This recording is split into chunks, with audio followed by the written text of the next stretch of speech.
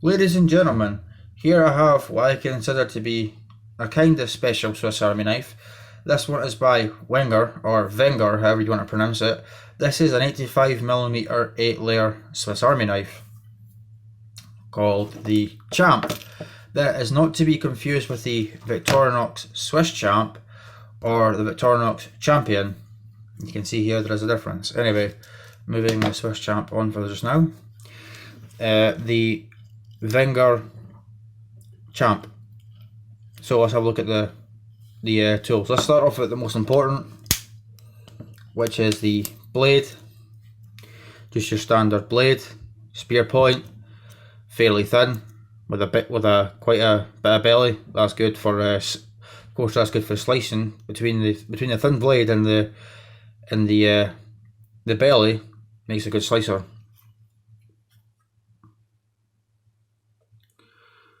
The Wenger tang stamp with a crossbow. What is it with the Swiss knives and a crossbow? I have no idea. But it says here, I can't actually see it in the camera. Delamont Switzerland stainless. And on the back we have another tang stamp. Wenger.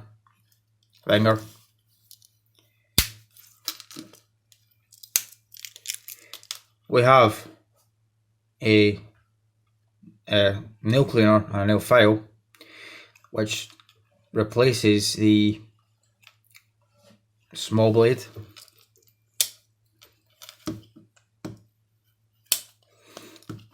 We have an inline Phillips driver, which is difficult to open.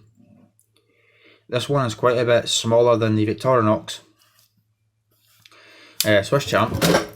Oops. And here we have a spanner, wrench, whatever you want to call it,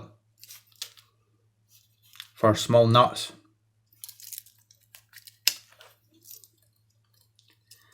And here we have the much loved Wenger scissors. I like these almost as much as the Victorinox scissors. One thing I take issue with is, if it'll focus,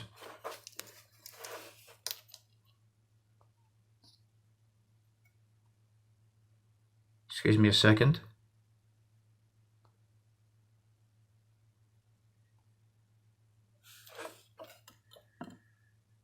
Well, that's not what I focus, but we have fine serrations on the Wenger, and all of the Wenger scissors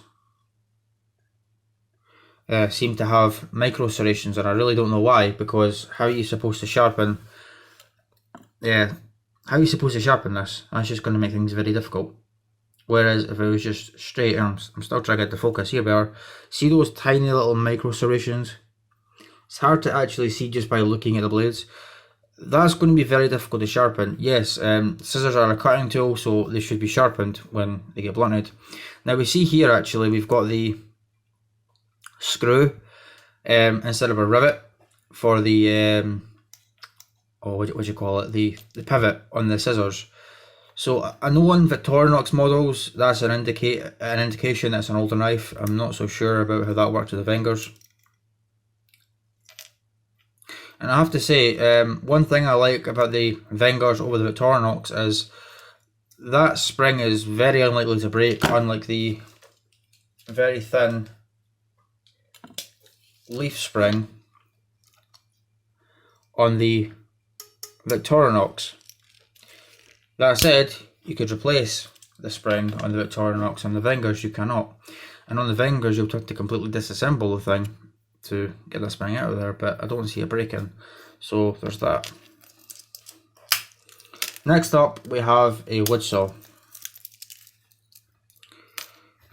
which cuts on both the pull stroke and the push stroke, meaning push it forward it cuts, pull it back cuts. Unlike most Western, saws like American and British saws, where they usually only cut on the push stroke, and Japanese saws usually cut on the pull stroke. What else do we have? We have a file, two-sided file, metalwork file, and a hacksaw.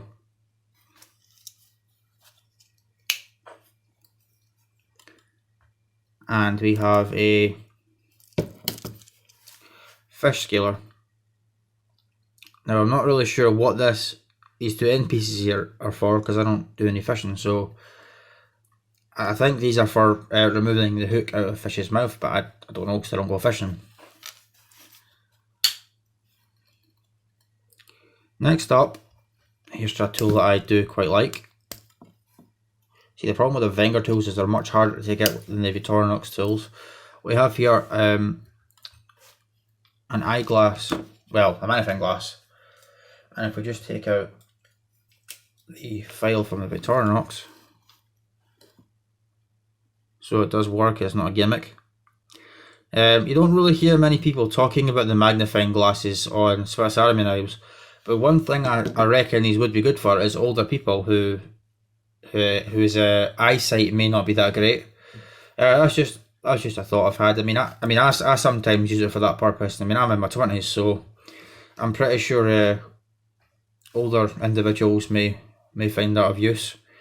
The Victorinox also has a magnifying glass on some of their models. The Swiss Champ certainly does. And we have here a sort of small flat blade screwdriver.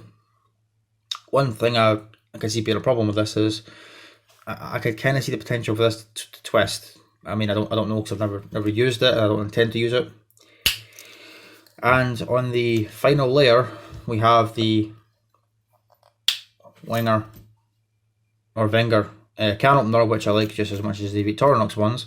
In fact, one of my reasons for getting into Wengers is the can opener, honestly, because as much as I love the Victorinox can opener, it gets a little bit boring after a while.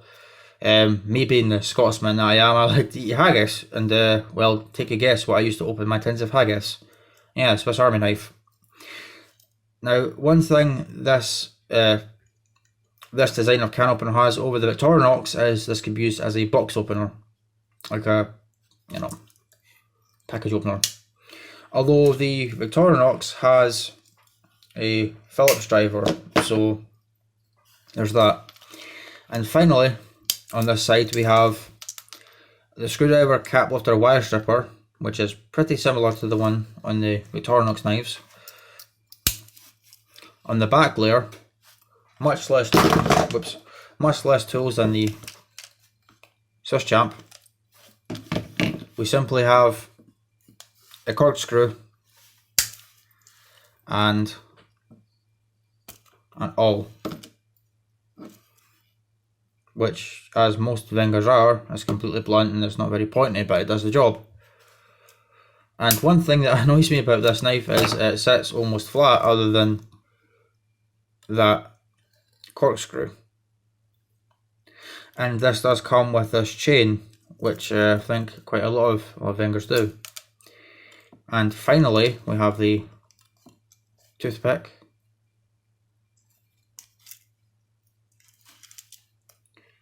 And tweezers. Now, as I said previously, this is a tool that I don't intend on using for a few reasons. One being the price, and the other reason being these are no longer made. And I've pretty much got the same tool set plus more on the Swiss Champ. Now, like I said, this is quite a bit smaller than the Swiss Champ, so it's more pocket friendly. Just put them side by side here. You can see that the Swiss Champ is a little longer and a little wider than the Wenger Champ. Now, I bought this one second hand out of a sort of antique shop in Edinburgh. I paid £40 for this knife, and the guy was actually very nice. He was quite happy to barter, so he wanted £40 for just this knife, but I managed to get him to sell me this, plus I think it was a Victorinox Climber. In fact, this is it here. So, managed to get these two knives for £40. In my opinion, that's a damn good deal. In fact, the dealer that I got this from said there was an individual who paid £70 for just this, and well, he's not wrong. They certainly do go for that price. In fact, I've seen them on eBay for around that price. And this thing looks almost unused. The only wear at all on this knife, or sign of usage, was on the blade. I actually thought I cleaned it, but I guess I didn't.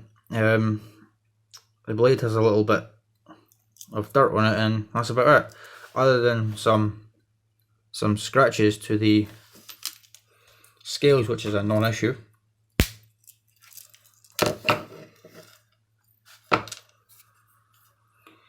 Unfortunately, the dealer of which I got this sadly passed away recently because some twat going on a rampage in Edinburgh city centre, causing the poor man to have a heart attack because he charged up his shop. So yeah, real shame that. He was a great guy.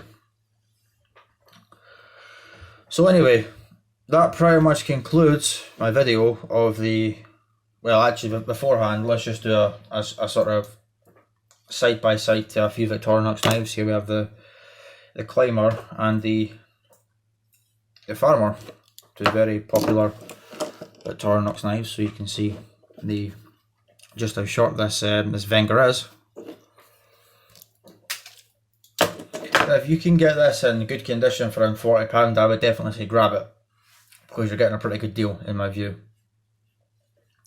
And anything cheaper than that, then, well, obviously grab it. Anyway, hope you enjoyed that. Thank you for watching. Please comment, rate and subscribe. See you soon.